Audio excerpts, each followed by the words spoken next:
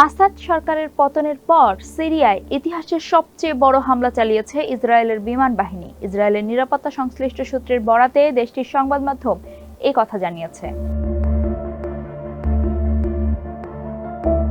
Israeli প্রধানমন্ত্রী Benjamin নেতানিয়াহুর দাবি, বাশার আল আসাদ সরকারের পতনের পর চরমপন্থীদের নিষ্ক্রিয় ও তেল আবিবের নিরাপত্তা নিশ্চিতেই তারা এসব পদক্ষেপ নিয়েছে। ৮ ডিসেম্বর সিরিয়ায় বাশার আল আসাদ সরকারের পতনের পরপরই দামেস্কের একটি রাসায়নিক অস্ত্র কারখানায় হামলা চালায় আইডিএফ, যাতে বিদ্রোহীরা এই অস্ত্র কারখানা দখলে নিতে না পারে। আইডিএফ জানিয়েছে, ইসরায়েলের নিরাপত্তা যাতে কোনোভাবেই হুমকির মুখে না পড়ে সেই ব্যাপারে সতর্ক করেছে ইসরায়েল এবং এজন্য প্রয়োজনীয় পদক্ষেপ নিয়েছে।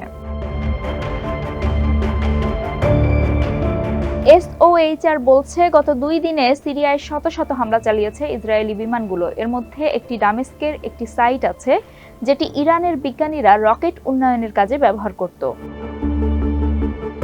৯ ডিসেম্বর সিরিয়ার ২টি নিরাপত্তা সূত্রের বরাতে টাইমস অফ ইসরায়েল জানায়, ইসরায়েলি বিমানগুলো দামেস্কের কাছে সিরিয়ার সেনাবাহিনীর অন্তত ৩টি প্রধান বিমান ঘাঁটিতে বোমা হামলা চালিয়েছে, যেখানে কয়েক ডজন হেলিকপ্টার এবং জেট বিমান রয়েছে। এতে ঘাঁটিগুলো পুরোপুরি ক্ষতিগ্রস্ত হয়েছে। এর আগে ৮ ডিসেম্বর ইসরায়েলি বিমান বাহিনী সিরিয়ার ভূমি থেকে নিক্ষেপযোগ্য ক্ষেপণাস্ত্র ব্যবস্থা, ক্ষেপণাস্ত্র সংরক্ষণাগার, ওয়ারহাউস, বিমান প্রতিরক্ষা ব্যবস্থা, অস্ত্র তৈরির কারখানা এবং রাসায়নিক অস্ত্রের স্থানগুলোতে আঘাত হানে। শুধু হামলা নয়, আসাদ সরকারের পতনের পর গোলান মালভূমির সিরিয়া নিয়ন্ত্রিত এলাকা ও হারমন পার্বত্য অঞ্চল দখলে নিয়েছে ইসরায়েল। হারমন পর্বতকে কৌশলগত কারণে খুবই গুরুত্বপূর্ণ মনে করা হয়, কারণ এটি এই অঞ্চলের সবচেয়ে উঁচু জায়গা। এখান থেকে শত্রুদের আক্রমণ সম্পর্কে পূর্বাভাস পাওয়া সম্ভব।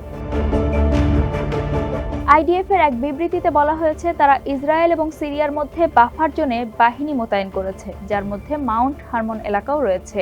এছাড়া মেরোম গোলান, আইন জিভান, বুক আতা এবং খিরবেত আইন হুরার চারপাশের কৃষি অঞ্চলগুলোতে বেসামরিক লোকদের প্রবেশ নিষিদ্ধ থাকবে।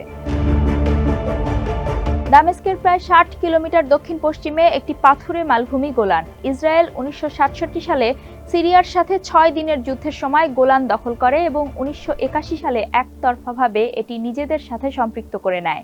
আন্তর্জাতিক সম্প্রদায় এটিকে স্বীকৃতি না দিলেও যুক্তরাষ্ট্র ২০১৯ সালে তার স্বীকৃতি দিয়েছে।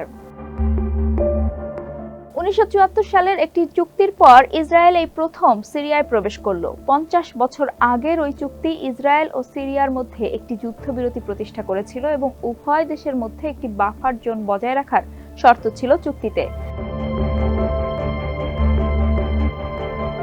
১৯৪৮ সালে ইসরায়েল প্রতিষ্ঠার পর থেকেই সিরিয়ার সঙ্গে সম্পর্ক ভালো না দেশটির। এর মধ্যে ৩বার এই দুই দেশ যুদ্ধে জড়িয়েছে। এগুলো হলো ১৯৪৮ সালের প্রথম আরব ইসরায়েল যুদ্ধ, ১৯৬৭ সালে তৃতীয় আরব ইসরায়েল যুদ্ধ এবং ১৯৭৩ সালে চতুর্থ আরব ইসরায়েল যুদ্ধ।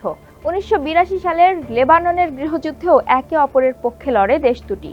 দুই রাষ্ট্রের মধ্যে মাঝে মাঝে অস্ত্রবিরতি চুক্তি হলেও সেই প্রচেষ্টা সফল হয়নি। সিরিয়া কখনোই ইসরায়েলকে বৈধ রাষ্ট্র হিসেবে স্বীকৃতি দেয়নি এবং সিরিয়ার ভূখণ্ডে প্রবেশের জন্য ইসরায়েলি পাসপোর্টকে বৈধ হিসেবে গ্রহণ করে না। ইসরায়েল একইভাবে সিরিয়াকে একটি প্রতিকূল রাষ্ট্র হিসেবে বিবেচনা করে এবং তার নাগরিকদের সেখানে ভ্রমণ করতে নিষেধ করে।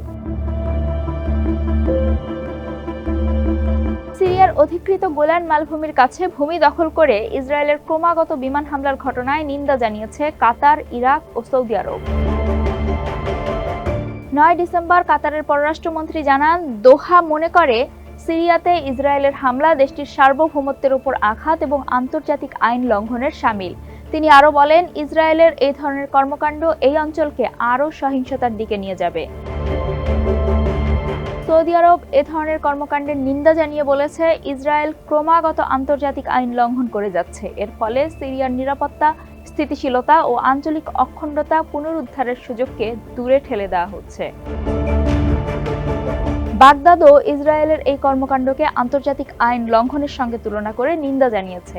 এক বিবৃতিতে ইরাকের পররাষ্ট্র মন্ত্রণালয় জানিয়েছে, সিরিয়ার সার্বভৌমত্ব এবং অখণ্ডতা রক্ষায় জাতিসংঘের নিরাপত্তা পরিষদকে দায়িত্ব পালন করতে হবে এবং ইসরায়েলের এই আগ্রাসন বন্ধ করতে হবে।